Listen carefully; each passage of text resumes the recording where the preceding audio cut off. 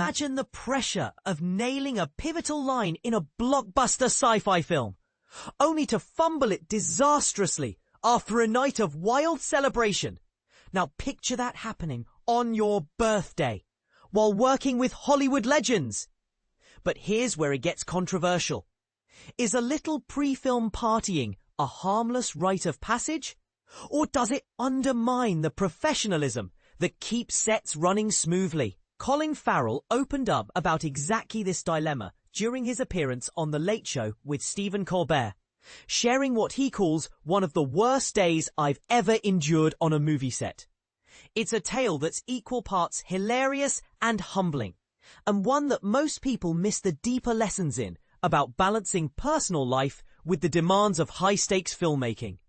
Farrell, the talented Irish actor who's now captivating audiences in Netflix's Ballad of a Small Player, reflected on his breakout role in Steven Spielberg's 2002 masterpiece, Minority Report.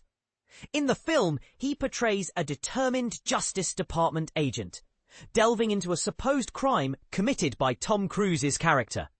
For beginners dipping into sci-fi, Minority Report explores a futuristic world where crimes are predicted and stopped before they happen, a concept known as pre-crime, adding layers of ethical and philosophical intrigue that make the story timeless.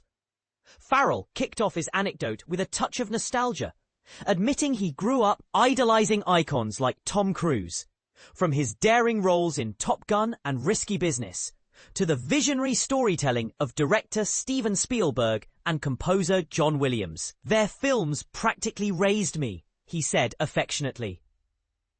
Yet on May 31st, his birthday, he made a bold request to the producers of a $120 million production, a day off. "Who did I think I was?" he chuckled in hindsight. Instead, his call time was set for 6 a.m., but the night before turned into a blur of festivities. He continued, painting a vivid picture.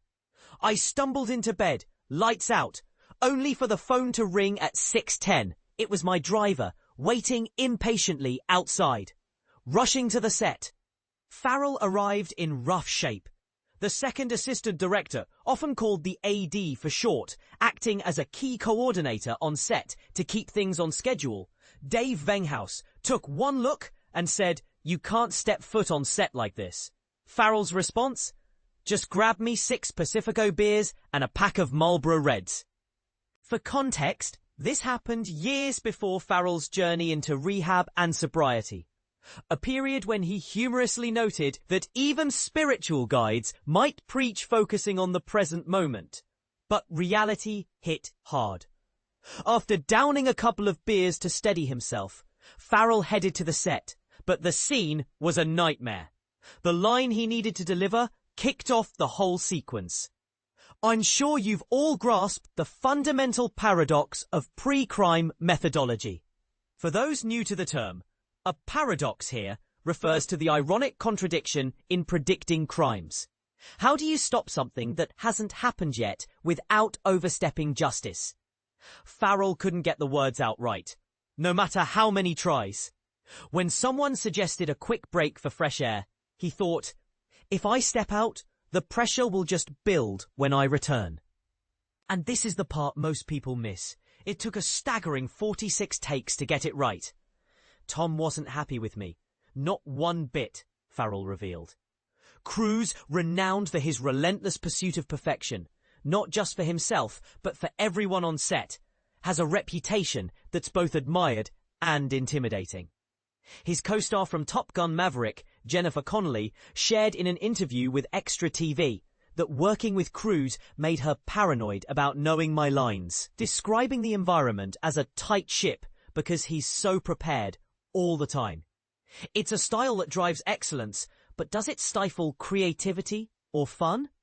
Despite the rocky start, Farrell's charismatic turn in Minority Report catapulted his career, paving the way for standout roles in films like Phone Booth, Daredevil, and Alexander.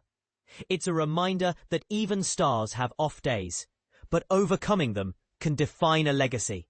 What do you think? Should actors have more leeway for personal celebrations before big shoots? Or is Cruise's no-nonsense approach the key to cinematic success? Is partying ever worth the risk of professional fallout, or does it add an authentic edge to performances? Share your thoughts in the comments. Do you agree with Farrell's self-deprecating story? Or do you side with Cruise's high standards? Let's debate.